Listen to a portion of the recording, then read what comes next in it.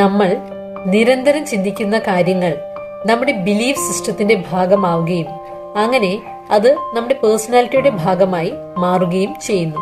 സത്യത്തിൽ നമ്മൾ നിരന്തരം ചിന്തിക്കുന്ന കാര്യങ്ങൾ നമ്മൾ നമ്മുടെ മനസ്സിന് കൊടുക്കുന്ന ഹിപ്നോട്ടിക് സജഷൻസ് ആണ്. നമ്മൾ കുറെ നാളുകളായി ഓട്ടോ പൈലറ്റ് മോഡിൽ നമ്മുടെ മനസ്സിന് കൊടുക്കുന്നവ, അത് നമ്മുടെ പേഴ്സണാലിറ്റിയുടെ ഭാഗമായി മാറിയത് കൊണ്ട് നമ്മളത് അറിയുന്നില്ലെന്ന് മാത്രം. നമ്മുടെ തലച്ചോറിന്റെ ന്യൂറോ പ്ലാസ്റ്റിസിറ്റി എന്ന പ്രത്യേകതയാൽ നമുക്ക് നമ്മൾ ആഗ്രഹിക്കുന്ന മാറ്റങ്ങൾ നമ്മുടെ ജീവിതത്തിൽ കൊണ്ടുവരുവാൻ സാധിക്കും. ന്യൂറോ പ്ലാസ്റ്റിസിറ്റി എന്നത് നമ്മുടെ തലച്ചോറിന്റെ മാറാനും ജീവിതത്തിലുടനീളം പുതിയ അനുഭവങ്ങളോടും അഡാപ്റ്റ് ചെയ്യാനുള്ള, പൊരുത്തപ്പെടുവാനുള്ള പ്രത്യേകതയാണ്. തലച്ചോറിന്റെ ന്യൂറോ പ്ലാസ്റ്റിസിറ്റി എന്ന പ്രത്യേകതയെ പരമാവധി യൂട്ടിലൈസ് ചെയ്യാൻ സെൽഫ് ഹിപ്നോസിസിലൂടെ നമുക്ക് സാധ്യമാണ്. പലപ്പോഴും നമ്മൾ സക്സസ്ഫുൾ ആകാൻ ആഗ്രഹിക്കുമ്പോഴും നമ്മുടെ ജീവിതാനുഭവങ്ങളിലൂടെ നമ്മൾ ഡെവലപ്പ് ചെയ്തിട്ടുള്ള പല ബിലീഫ് സിസ്റ്റംസും ഇതിന് തടസ്സമാകാറുണ്ട്. സെൽഫ് ഹിപ്നോസിസ് ഈ മെന്റൽ ബ്ലോക്സിനെ മാറ്റി അല്ലെങ്കിൽ മറികടന്ന് ഒരു മൊമെന്റം ആർജിച്ചെടുക്കുവാനും നമ്മുടെ ഗോൾസ് അച്ചീവ് ചെയ്യുവാനും സഹായിക്കും. സെൽഫ് ഹിപ്നോസിസ് എന്നത് നമ്മളെ തന്നെ വളരെ ഫോക്കസ്ഡും സജസ്റ്റബിളുമായ സ്റ്റേറ്റിലേക്ക് കൊണ്ടുവരുന്നതാണ്. സെൽഫ് ഹിപ്നോസിസിലൂടെ വേദന, ആങ്സൈറ്റി, ഡിപ്രഷൻ, ഉറക്കവുമായി ബന്ധപ്പെട്ട പ്രശ്നങ്ങൾ, സ്കിൻ പ്രോബ്ലംസ് എന്നിവയെ മാനേജ് ചെയ്യുവാനും അതുപോലെ സെൽഫ് കോൺഫിഡൻസ്, സെൽഫ് എസ്റ്റീം എന്നിവ ഇംപ്രൂവ് ചെയ്യുവാനും സ്മോക്കിംഗ്, നെയിൽ ബൈറ്റിംഗ് പോലുള്ള മോശമായ ശീലങ്ങൾ മാറ്റുവാനും സാധിക്കുന്നതാണ്. ഡോക്ടർ ഡേവിഡ് സ്പീഗൾ ഹിപ്നോസിസിൽ നമ്മുടെ തലച്ചോറിനുണ്ടാകുന്ന മാറ്റങ്ങളെക്കുറിച്ച് പഠിച്ചു. പ്രധാനമായും 3 മാറ്റങ്ങൾ തലച്ചോറിനുണ്ടാകുന്നതായി അദ്ദേഹം കണ്ടെത്തി. ഒന്നാമതായി, തലച്ചോറിലെ പ്രവർത്തനത്തിൽ മാറ്റങ്ങൾ സംഭവിക്കുന്നു. നമ്മളിൽ ഡിസ്ട്രാക്ഷനിനു കാരണമാകുന്ന തലച്ചോറിന്റെ ഏരിയാസിൽ പ്രവർത്തനം കുറയുകയും അങ്ങനെ നമ്മുടെ ഫോക്കസ് വർദ്ധിക്കുകയും ചെയ്യും. ഇതുമൂലം ഹിപ്നോട്ടിക് സജഷൻസ് കൂടുതൽ എളുപ്പത്തിൽ സ്വീകരിക്കാൻ നമുക്ക് സാധിക്കുന്നു. രണ്ടാമതായി, ബ്രെയിൻ ബോഡി കണക്ഷൻസ് ഇംപ്രൂവ് ചെയ്യുന്നു.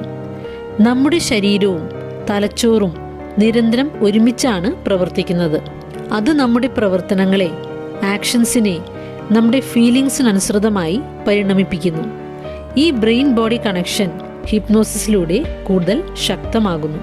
മൂന്നാമതായി, ഓട്ടോമാറ്റിക്കായ റെസ്പോൺസസ് അല്ലെങ്കിൽ പ്രതികരണങ്ങൾ വീക്കാകുന്നു, ദുർബലമാകുന്നു. ഹിപ്നോസിസിന്റെ സമയത്ത് നമ്മൾ ഓട്ടോമാറ്റിക്കായി ചെയ്യുന്ന കാര്യങ്ങൾക്ക് കാരണമാകുന്ന അല്ലെങ്കിൽ നമ്മൾ ചിന്തിക്കാതെ അനായാസമായി ചെയ്യുന്ന കാര്യങ്ങൾക്ക് കാരണമാകുന്ന തലച്ചോറിന്റെ ഭാഗങ്ങൾ തമ്മിലുള്ള കണക്ഷൻ വീക്കാകുന്നു, ദുർബലമാകുന്നു. ഈ പറഞ്ഞ 3 മാറ്റങ്ങൾ മൂലം നമ്മൾ ആഗ്രഹിക്കുന്ന പോസിറ്റീവായ, നമ്മെ വളരാൻ സഹായിക്കുന്ന കാര്യങ്ങൾ നമ്മുടെ സബ് കോൺഷ്യസ് മൈൻഡിൽ നടുവാൻ നമുക്ക് സാധിക്കുന്നു. സത്യത്തിൽ നമുക്കുള്ളത് വളരെ ഫിനോമിനലായ, പവർഫുള്ളായ ഒരു മൈൻഡാണ്. അതിൻ്റെ പ്രധാന ജോലി നമ്മൾ പറയുന്ന കാര്യങ്ങൾ ചെയ്യുക എന്നതും നമ്മുടെ ജോലി എന്നത് നമുക്ക് വേണ്ട കാര്യം വളരെ കൃത്യമായും വിശദമായും അതിന് പറഞ്ഞു കൊടുക്കുക എന്നതുമാണ്. അതിനായി സെൽഫ് ഹിപ്നോസിസിനായി ചെയ്യേണ്ട കാര്യങ്ങൾ എന്തെല്ലാമെന്ന് നമുക്ക് നോക്കാം.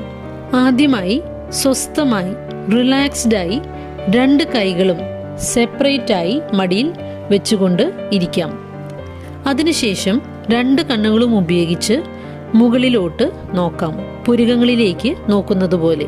അതിനുശേഷം സാവധാനം കണ്ണുകൾ അടയ്ക്കാം. ഇത് ഹിപ്നോട്ടിക് സ്റ്റേറ്റിലേക്ക് പെട്ടെന്ന് വരുവാൻ സഹായിക്കുന്നു. അതിനുശേഷം തല അല്പം താഴോട്ടേക്കാക്കി റിലാക്സ്ഡായി ഇരിക്കാം. രണ്ടാമത്തെ സ്റ്റേജിൽ നമ്മൾ ആഗ്രഹിക്കുന്ന സജഷൻസ്, നമ്മൾ മാറ്റാൻ ആഗ്രഹിക്കുന്ന ശീലങ്ങളോ പുതുതായി ജീവിതത്തിൽ കൊണ്ടുവരാൻ ആഗ്രഹിക്കുന്ന കാര്യങ്ങളോ സജഷൻസായി തയ്യാറാക്കുക. ഉദാഹരണമായി, ഞാൻ കോൺഫിഡൻ്റ് ആണ്. ഇങ്ങനെ സജഷൻസ് ഉണ്ടാക്കുമ്പോൾ ശ്രദ്ധിക്കേണ്ട ആദ്യത്തെ കാര്യം അവ പ്രസന്റ് ടെൻസിൽ, വർത്തമാനകാലത്തിൽ ഉണ്ടാക്കണമെന്നുള്ളതാണ്. കാരണം നമ്മുടെ ഉപബോധ മനസ്സിന് ഭാവി എന്നത് അറിയില്ല. ഞാൻ 5 വർഷത്തിനുള്ളിൽ അല്ലെങ്കിൽ അടുത്ത വർഷം കൂടുതൽ കോൺഫിഡൻ്റ് ആയിരിക്കും എന്ന് പറഞ്ഞാൽ അത് സെൻസ് ചെയ്യാൻ ഉപബോധ മനസ്സിന് കഴിയുകയില്ല. അതുകൊണ്ട് അതൊരു പവർഫുൾ സജഷൻ ആവുകയുമില്ല. മറ്റൊരു കാര്യം, നെഗറ്റീവ്സ് ഉപയോഗിച്ച് സജഷൻസ് ഉണ്ടാക്കരുത് എന്നുള്ളതാണ്. ഉദാഹരണമായി, ഞാൻ നുണ പറയുകയില്ല. ഇങ്ങനെയുള്ള നെഗറ്റീവ് സജഷൻസ് ഉപയോഗിക്കരുത്. കാരണം നമ്മുടെ ഉപബോധ മനസ്സിന് നെഗറ്റീവ്സ് തിരിച്ചറിയാൻ സാധിക്കുകയില്ല. ഞാൻ നുണ പറയുകയില്ല എന്ന് പറയുമ്പോൾ നുണ പറയുന്ന എന്നെയായിരിക്കും എൻ്റെ ഉപബോധ മനസ്സ് കാണുന്നത്. മറ്റൊരു കാര്യം, നമ്മളിൽ വളരെ എക്സൈറ്റ്മെന്റ് ഉളവാക്കുന്ന പവർഫുള്ളായ, ഡിസ്ക്രിപ്റ്റീവായ അല്ലെങ്കിൽ വിശദമായ സജഷൻസ് വേണം തയ്യാറാക്കാൻ. കൂടെ അതിനെ മനസ്സിൽ കാണുവാനും ഫീൽ ചെയ്യുവാനും ശ്രമിക്കുക. വളരെ കൃത്യതയുള്ള, മനസ്സിൽ കാണാൻ സാധിക്കുന്ന, ഉള്ളിൽ ഊർജം നൽകുന്ന പോലെയുള്ള സജഷൻസ് തയ്യാറാക്കാം. ഉദാഹരണമായി, ഞാൻ എൻ്റെ ഡ്രീം കരിയറിലോട്ട് നീങ്ങിക്കൊണ്ടിരിക്കുകയാണ്. ഞാൻ സ്കിൽഡും ഗിഫ്റ്റഡുമായ ഒരു വ്യക്തിയാണ് എന്നിങ്ങനെ. ഡൈനാമിക്കായ, ഡിസ്ക്രിപ്റ്റീവായ, അതുപോലെ പറയുന്ന വാക്കുകളുടെ മുൻപിൽ പാഷനേറ്റ്, മോട്ടിവേറ്റഡ് എന്നിങ്ങനെയെല്ലാം ചേർക്കുന്നത് വളരെ പവർഫുൾ ആയിരിക്കും.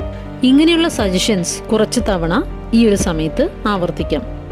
അതിനുശേഷം അവസാന ഘട്ടത്തിൽ സജഷൻസ് സ്റ്റോപ്പ് ചെയ്ത ശേഷം റിലാക്സ്ഡ് ആവുക. 1 മുതൽ 10 വരെ സാവധാനം എണ്ണി പതുക്കെ കണ്ണുകൾ തുറക്കാം. Thomas Edison, Michael Jordan, Brad pit, Henry Ford, tiger Woods, Julia Roberts, Jessica Alba എന്നിങ്ങനെയുള്ള പല ഫേമസ് ആയ വ്യക്തികളും സക്സസ്ഫുൾ ആകുവാനും ഫോക്കസ് ലഭിക്കുവാനും കോൺഫിഡൻസ് വർദ്ധിക്കുവാനും വെയിറ്റ് കുറയ്ക്കുവാനും ദുശീലങ്ങൾ മാറ്റുവാനും മറ്റും ഹിപ്നോസിസ് ഉപയോഗിച്ചവരും ഉപയോഗിക്കുന്നവരുമാണത്രേ. നമുക്കും സെൽഫ് ഹിപ്നോസിസിലൂടെ നമ്മുടെ ജീവിതത്തിൽ നല്ല മാറ്റങ്ങളും അതുപോലെ ഇംപ്രൂവ്മെന്റ്സും കൊണ്ടുവരാൻ ശ്രമിക്കാം.